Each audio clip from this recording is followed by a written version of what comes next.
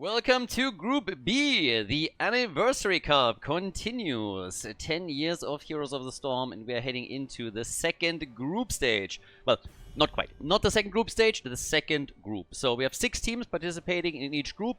2 teams make it out of the group. We already went through entirety of Group A, and now we're going into Group B.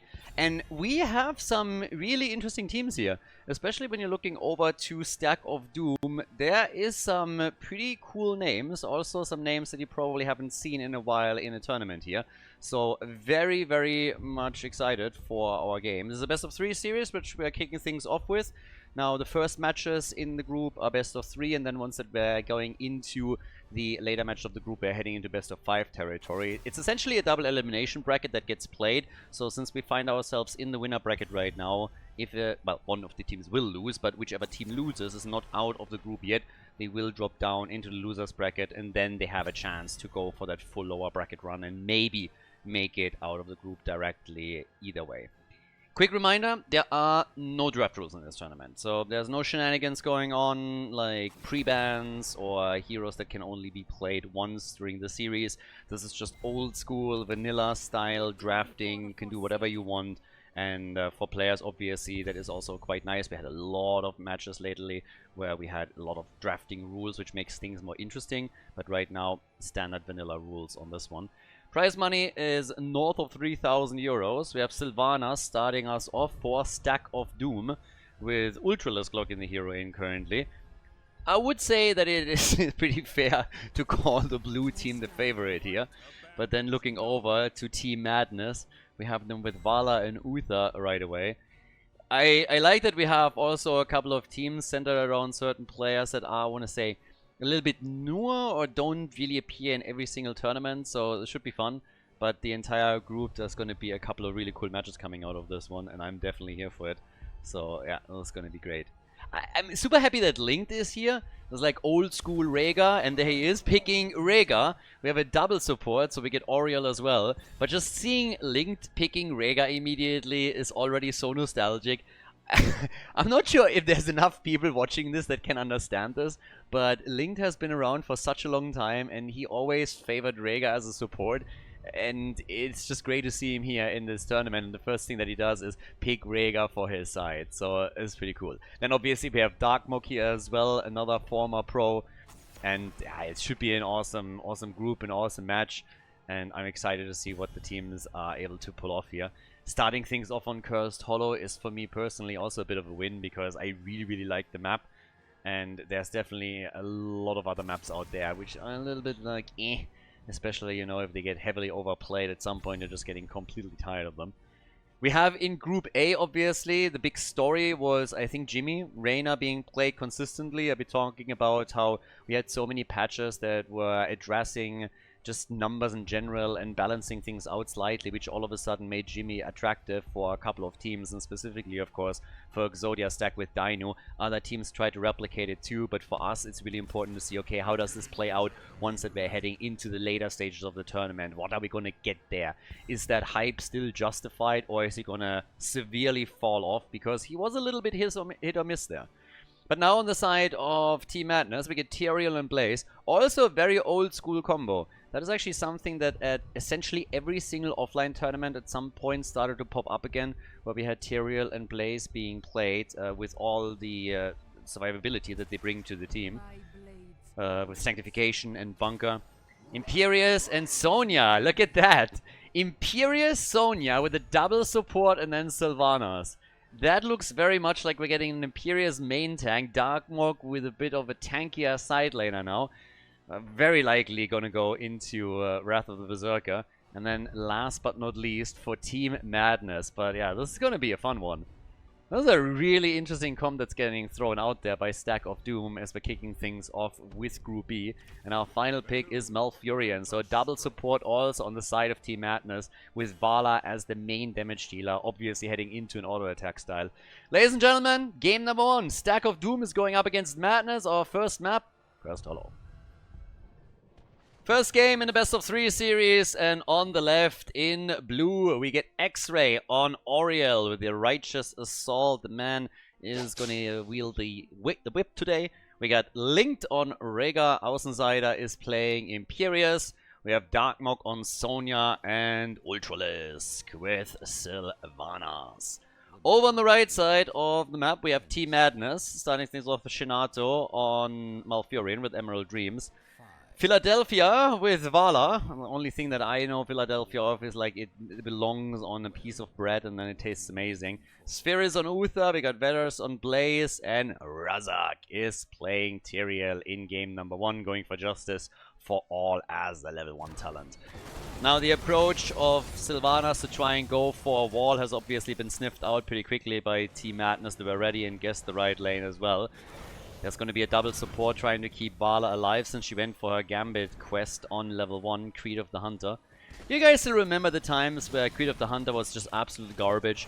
Like the biggest trash talent that you could possibly pick, and basically essentially every single time when you pick Creed of the Hunter, it was just an absolute waste.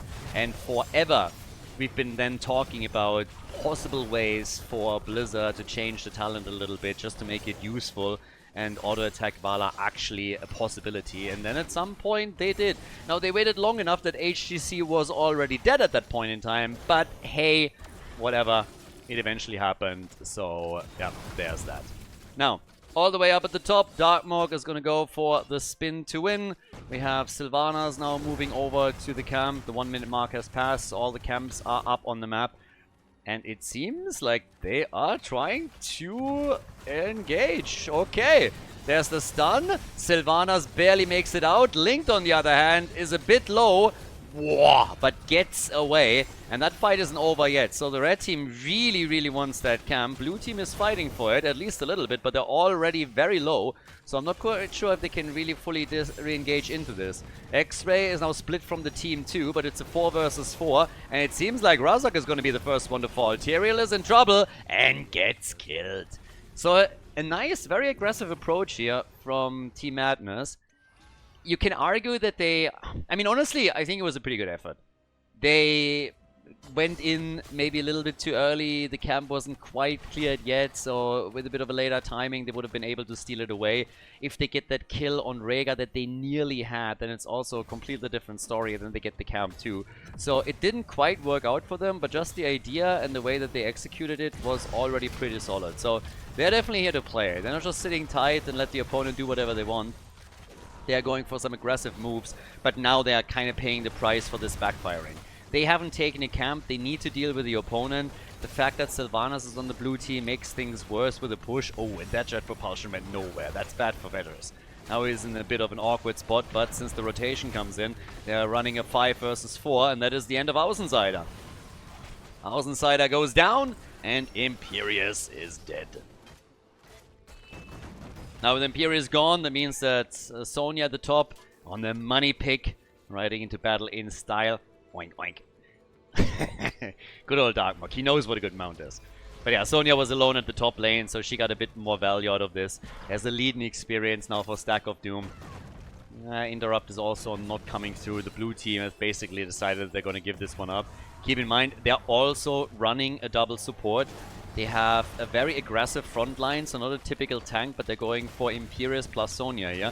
And in the past, Imperious has obviously been played as a main tank as well, so you can definitely play him in that role, which usually means that you have a little bit less tankiness on your front line, but you're also bringing a lot more damage in than if you pick any other tank. So currently, Stack of Doom, they're running this with Sonya dropping Battle Rage on level 7.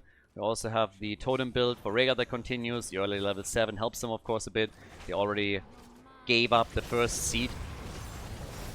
Team Madness is the one at the top now. And Vala is getting pretty decent stacks together. I mean, for Philadelphia, things are going very well. That's 100 stacks already on Vala, and we're only 4 minutes into the game. So, very nice damage output as this continues. If they can keep Vala alive like this, it won't be too bad. These skirmishes that we have here are amazing for Vala. They're absolutely amazing for her. I mean, this is going to be fantastic. She's going to be able to get tons and tons of damage out with this. Imagine that with level 16 Manticore kicking in as well. Now, jumping ahead, of course, just slightly. Blue team is now heading towards the top, apparently eager to get the tribute. Blaze, he might actually be dead. He is dead, yep. That's a whip into the side. Is he going to be able to get away? I don't really think so. Oh, Rhaegar gets slowed. He might just survive. Nope. That still doesn't look good. So yeah, Blaze doesn't make it. He was hoping he could at some point, but he's gone. Außenseiter also gets attacked. Could turn this around with a nice lunge, but apparently still on cooldown. They're trying to go for Razak again and take Tyrael out. Big heals coming from the double supports, and Tyrael is dead once more. Second time that he falls, and the blue team now with a great position to get the tribute with Linked. Interrupt! Nice! Yeah, Vala is going straight for the interrupt, and they are not preventing the tribute from being claimed, but Vala is able to get herself a few more auto attack stacks for the level 1. So now she's sitting at 135. That's actually pretty decent. I mean, Vala's at 26,000 damage. So, very, very aggressive plays from Philadelphia, and it's currently all working out for them. We have 3 kills against them though. Stack of Doom is ahead on the kill count. Sylvanas with 21,000 is a close second when it comes to the damage numbers. And now the body blocks. Darkmog! Yep, he's in trouble. And he goes down. Nice rotation to the bot lane by Team Madness. And they got a kill for their efforts. For the blue team, we got level 10 abilities now.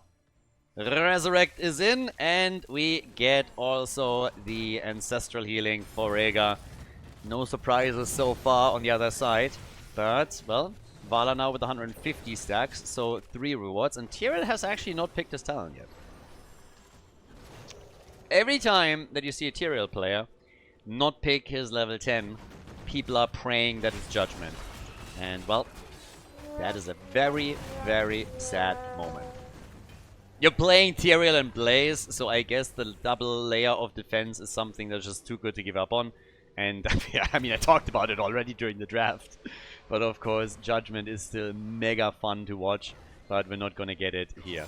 Tyrael, though, is trying to interrupt and gets it. But might have overstepped just slightly. The blue team wants the second tribute. And I suppose they're gonna get it now. But that's a lot of defensive tools that we're now having on both sides. Tranquility, Divine Shield, Bunker, Sanctification. And then over on the other side, you even have a Resurrect available with Auriel. There's a lot going on there. And the blue team is rotating in to try and take a couple of structures out again. So they're making their way towards the fort, eliminating that, or at least trying to. Same time now. The rest of the team gets zoned away. The fort hasn't fallen, but they have certainly taken a serious amount of damage. There's still a camp in the middle of the map that needs to be dealt with by Blaze, as Sonya is rotating her way back down too. It's really the 4 versus 4 where most of the action currently is. And Sonya is trying to steal the camp. Look at Darkmog here. Darkmog is slamming away and is like, ooh, juicy. And he's gonna get it. So Darkmog steals the camp away from Team Madness. That is gonna be very annoying for Blaze, who's actually trying to join the fight at the bottom of the map. They're hoping to get a kill here. Blaze with a bit of a slow, but they cannot connect the jet propulsion to get a whole lot out of this. So this camp in the middle is also going to be a problem. And since Blaze is neither dealing with the mid nor the top lane, Sonya has currently more or less free reign there. Teams are both waiting for level 13 talents. But I gotta say, Vala is getting some serious numbers onto the board. Wailing Arrow is already out. And Vala is just connecting auto attack after auto attack. So she is doing her job as the main damage dealer. Nice! Look at that choke point control! They're fully going for Auriel here. They can't quite get the kill, but they might get the one on Imperius. And they fully send on Außenseiter. And they drop him. He went a little bit too deep in that choke point. After initially it seemed like the rest of the team was able to escape. Then again, you have a Resurrect, which gets immediately used. So he's already back to business. Right there. Vala is nearly sitting at 200 stacks now, but the red team is cursed. Sylvanas has claimed the tribute up at the top. And now, of course, the red team is going to lose structures. I mean, they're fighting back as best as they can. Darkmog is trying to focus on Vala and zone her out slightly, but she is just continuing to get stacks together for the team. And I want to see what happens after 16. Blaze is now gone, though. And I have to admit, while Vala is doing a great job with all of the damage that she brings out, the blue team is winning the game. They're doing better and better here. They're getting a little bit farther ahead, and they're just pushing the opponent back. There's... Oh! Außenseiter! Yeah, he went too deep. Way too deep. And he's gonna get punished for it. What a lunge, though! And that is the end of Tyrael. Außenseiter is still alive. Survives because the curse is up and the keep doesn't attack.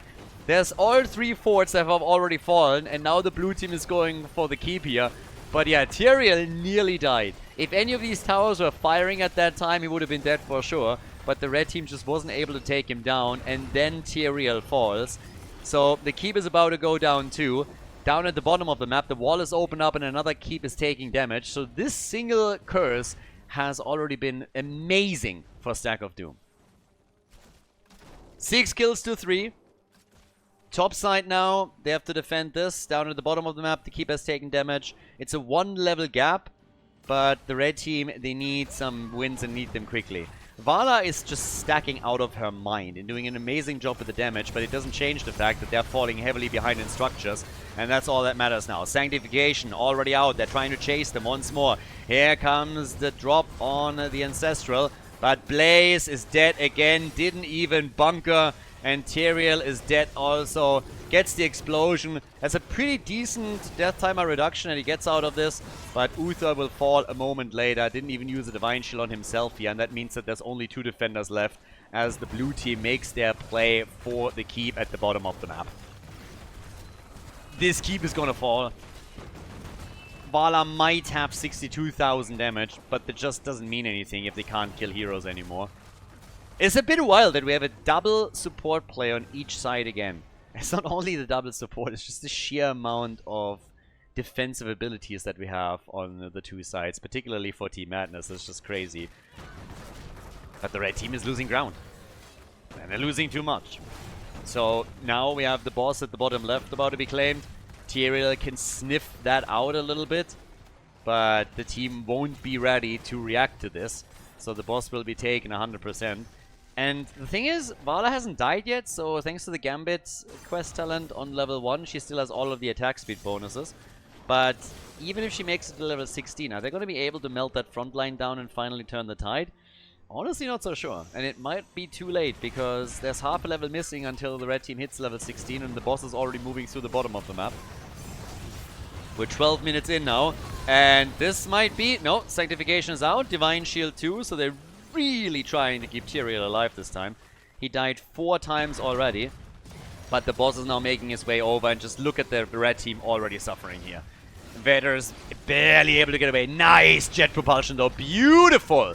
And the ancestral healing on X-Ray was fantastic. Vala is gone. Worst moment for her to die. Tyrael and Blaze follow. It's a triple, baby. And that's going to be game number 1. With their damage dealer gone, they have no chance of defending this. The core has already taken damage. Uther is cosplaying Anduin and is trying to run away. And the core is falling. Nicely done. Stack of Doom with a victory on Cursed Hollow. First map in this best of 3 series. GG. Before we head into game number 2, make sure that you subscribe to the channel if you haven't done it yet so you don't miss out on any future content here on Khaldor TV. Map number 2, Infernal Shrines, everybody. So, we got the lead for the Stack of Doom. And, well, they spelled out Doom in game number 1, that's for sure. I feel a little bit sorry for Vala. Absolutely stacking like crazy. And then not being able to get to Manticore and absolutely melt the opponent away. So, good effort by Philadelphia, I gotta say. I don't care if it was double support or not, but I've seen too many Vala players that even with a double support weren't able to get the proper numbers on her auto attack quest. Not a problem here. But the blue team, a little bit too strong, too powerful. Fully exploited that, and after the curse it was basically already checkmate. They just did too well. 3 forts destroyed, a keep destroyed. They walked away with it.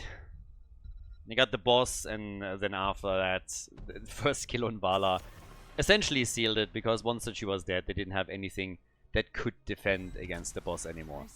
And now, it seems like Stack of Doom is saying, you know what, this Vala chick, she's actually pretty good. Let's show them what you can do with her. So, it's a first pick for the blue team. Which means that Team Madness will have to go for a different approach here that we're heading into Infernal Shrines.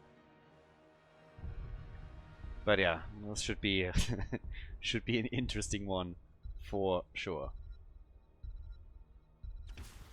Junkrat.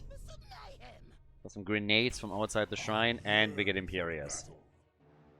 I actually really liked the time when Imperius was played as a main tank. I thought it was pretty cool. It was more of an aggressive style, and then for a long time it totally disappeared as a main tank. Was only played as a side laner. But I would not mind if we would have, just generally speaking, more aggressive front lines again. Doesn't have to be every single game, but it's quite nice if you have with Imperius more CC that gets stacked, more damage that gets put out. I think when it comes to front liners, we're actually generally pretty blessed there. So Oriel, again, played by X-Ray. She's probably one of the big ones, the benefactor of a lot of the recent like smaller patches. I mean, generally a hero gets for two reasons back into the meta or back into the draft. It's either that the hero itself gets buffed or gets changed slightly, and another reason is that other heroes that are in the same category just get generally nerfed slightly, so all of a sudden other alternatives become more interesting. And that's something that we've already seen with different roles. I mean, we talked in Group A about how Jimmy, for example, started to make his way back. Oriel is another hero that gets played a lot more lately. And you can just observe this generally as a bit of a rule over several patches. So sometimes the hero itself doesn't even get changed, but other heroes are all of a sudden falling off. They are not quite as powerful anymore as they were previously, which makes a few more than a viable alternative. And yeah, we'll see how this works out on Infernal Shrines for the teams. We get Malfurion again, and we have Tyrael. So Tyrael as the main tank. Then Malfurion to follow up on that. Junkrat for all the damage from outside. There's a decent amount of CC that they're already running with this. Darkmook, of course, already playing Sonya on the last map, can now try and hold control over the shrines pretty easily. But the bigger question is, A, what will we get from Link? It seems like we might actually get a double support again with Vala. That would also not shock. And we get Zarya and Deckard Cain. So double support and... I mean, who is the main tank even here? Deckard Cain main tank, clearly. So they pick Zarya, and they have now a double support, and they have a bubble. Playing around Resurrect again, I guess. Who needs a tank these days? We don't need tanks over here. No, Darkmook can tank Sonya, Zarya behind him, and Illidan. What is happening today? I'm absolutely on board with this. I promise you there's no draft rules. I promise there is nothing that prevents these guys from picking normal standard heroes. But we are getting some awesome stuff here. We're heading into game number 2, Infernal Shrines. Game number 2. Things are getting wild. So, X-Ray on Oriel for Stack of Doom. Ultralisk with Vala. We got Link on main tank Deckard Cain. The old man coming in with a stick and just hitting them hard. Yeah, Darkmook is probably going to be the one that finds himself more so in the front line. But hey, we have another melee. It's Deckard Cain. So he can take over if Sonya doesn't cut it. Zarya played by Außenseiter going for Feel the Heat on level 1. And over on the right side of the map we have Team Madness trying to win 2 in a row to take the best of 3 series and advance through the winner bracket with Razak on Tyrael, Philadelphia on Imperius. We got Spheros on Junkrat, Veterans on Illidan, and Shinato is playing Malfurion. Ah, he's my boy right there. Illidan still somebody that's a little bit of a mystery here. I mean, every single time that I see a blind being used to counter a blind guy, I want to choke somebody at Blizzard, but yeah, Illidan himself, always fun to watch. And also the cooler brother. The 2 brothers are now on the same side, and people are always trying to tell me that there's some badass version of Malfurion in World of Warcraft, but we all know that this old little geezer is just not cutting it. I mean, honestly, have you ever selected him in a quick match screen? The guy has arthritis for sure.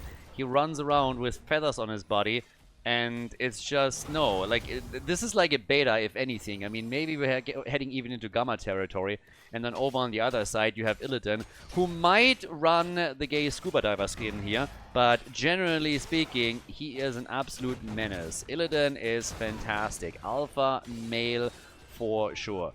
Now, he is blind, but that only gives him DEI points. So there's a lot that he has going for himself. And I heard that Tyrande, apparently she's having a little bit of a thing with Malfurion. Didn't she leave Illidan for Malfurion? Girl, what are you doing? I mean, seriously. You could have had that guy. Okay, he rides a golden cock or a silver cock. Okay, forget what I said. Illidan, I don't know, made a couple of weird choices. Anyways, it's a strange family. That's all I'm trying to say here, okay? Camps are being taken. We got, on the left side, again, the attempt of an invade by the red team. But yeah, Illidan doesn't really help my point right now. Vegas, I'm sorry. But neither the skin, nor the tint or the mount really sell my point that I'm trying to make here. So it is what it is. Level 4 is starting to kick in. Illidan, by the way, has started with the Battered Assault and went then into the Hunter's Onslaught. If he can get into the late game, a couple of forts destroyed, then Illidan can be brutal. And let's look a little bit at what they have to actually deal with him. I mean, Illidan thrives on chaos and team fights. And what's great for him is if there's not a lot of stuns that can lock him down. So you can deal with the blind, but stuns in general are definitely the bane of Illidan's existence. And now what do we have? We will probably get Rain of Vengeance from Vala. Sonya with a Spear Connect can do a bit of work here. Then we have Deckard Cain, a whip into the wall. But generally speaking, when we're talking direct stuns, there's not that much. I mean, there are a few, but you can try and play around them. So they have definitely a chance here. Quick reminder, this is a best of 3. There is a loser's bracket. So whoever loses out on this one is going to drop into the loser's bracket on the series. And the first objective now up and running as we are seeing Darkmok, as expected, trying to take control of the shrine. Spin to win on level 4 for Zarya for the support. We get the speed barrier as often. Also Illidan. Whoa! Not even close. Some brotherly love as Malfurion comes over and heals him out. We need to be lore accurate here. And Illidan's still not quite sure how to actually approach this, so finds himself in the middle, looking for some experience, same as Darkmok, idea being, of course, getting to level 7. But they give up on the Mortar Punisher. The first one gets taken by Team Madness, and they have the objective at the bottom of the map in an attempt to try and take that wall, and maybe even some hit points off that fort out. In addition, Vala for Stack of Doom with 24 stacks. Not really a whole lot right now, but they're coming in and they get that kill on Junkrat. The red gets junked, but Außenseiter came in a bit too aggressively and gets also murdered. They get another kill though. They're locking in Tyrael and take him down. Oh, and Deckard Cain barely surviving here. Vala gets also hit by Malfurion in his route, but is able to make it out. So, some pretty wild things happening already in the early stages of the game. We got 3 kills in that first encounter at the bottom of the map. Sonya is still pushing at the top as the rest of her team is claiming a camp at the bottom of the map. And, well, Illidan is not able to do a whole lot here against Sonya. He is eating that damage on the wall, which is now fully destroyed, and then also on the fort itself. So after objective number 1 and it being claimed by Stack of Doom, we now have 2 forts that have taken damage. When it comes to damage, Sonya with 11,000, Imperius on 8,200 currently. Level 9 abilities, level 9 is in, level 10 abilities will be next up. Zarya is so far the only one that has fallen, but Ultralis tries to be a bit more aggressive now with those fights. Team Madness isn't giving him all that much though, but he wants to of course stack his level 1 to be able to get some more damage out from those auto attacks. Yeah, and is able to work at least some in, but they are melting another wall away, and Sonya is still dealing with Illidan at the top, and currently Darkmok has the upper hand here. Darkmok is also somebody that has been playing Illidan for an absolute eternity, so he knows exactly where Illidan thrives, how hard he can go with Sonya here, when he needs to be careful. I mean, he was honestly the Illidan player for the longest time. Has been playing Illidan for Team Liquid for ages. And it was always kind of funny because the Darkmok, he was always going ham on the melee assassins. And it was always just a question of whether or not he had a support that was able to keep him alive when he would go absolutely deep into enemy territory and trying to take everybody down. Now we have Hunt for Illidan. Level 10 abilities have kicked in. That gives us Resurrect again. and Illidan with the hunt. So pseudo global for the red team to boot. Whereas for Imperius, we're getting the angelic armaments. And Illidan could actually start to hunt over here too. But there is still that double support. So with Linked, not only double support, I mean, we have X-Ray and Link both on supports, and then we have Zarya. It's really... Do you guys remember when the Chinese were still playing? Like the old school Chinese teams? Back in those days, we had for a while an actual double support meta. And this series is mega reminiscent of that. There's definitely more kills happening, but those were the days when for battle after battle you wouldn't just have anybody die, because both teams would just generally run a double support. And now on top of that, we're also seeing Sanctification, we're seeing Zarya, for example. So yeah, it's absolute like huge stuff, trying to have these sustained battles between teams.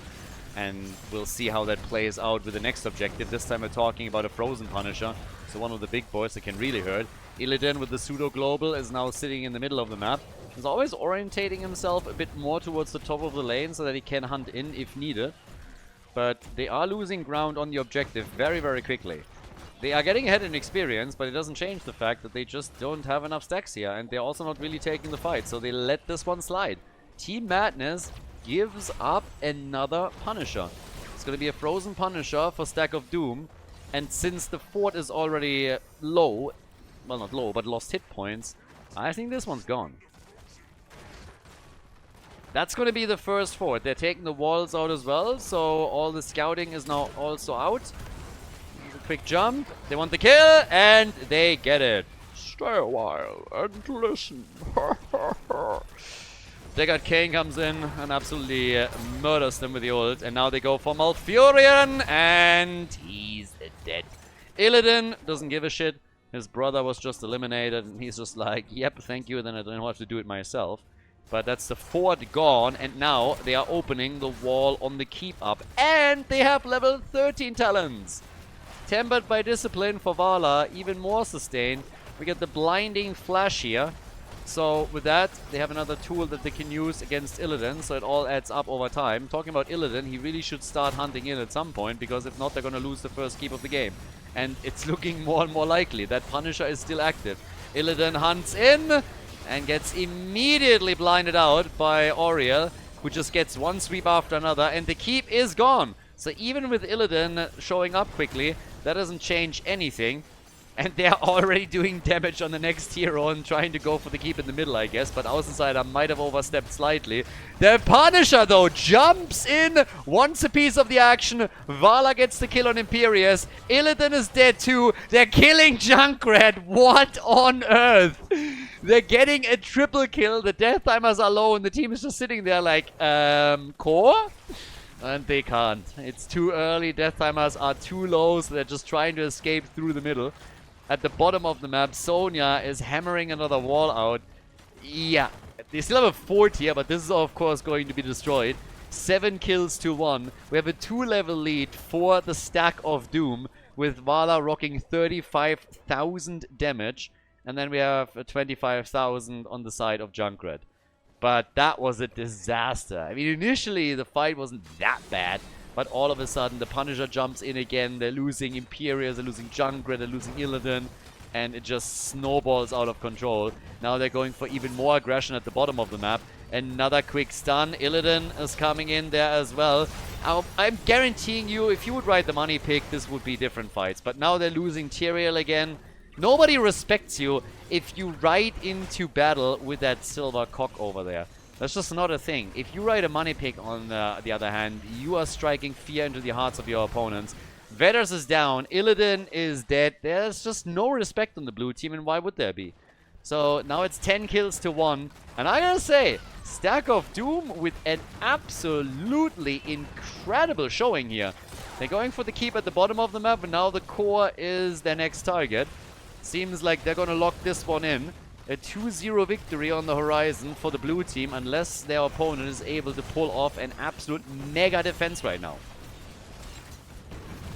And they're trying. 40% on the core. They're doing what they can here. Heroes are coming back quickly. The 5-man is back to business. Ultralisk is ultra low and he's ultra dead. That's Vala gone. Maybe they can hold after all. Junkrat falls as well. Malfurion is on the run. Damn, he's quick. And we're seeing Material fall too. 27% on the core. It's not quite over yet, but it is so close. And of course they resurrected Vala. So with Vala being resurrected by Oriel, this is the end. 2-0 victory. Stack of Doom continues to the winner bracket semi-final. GG.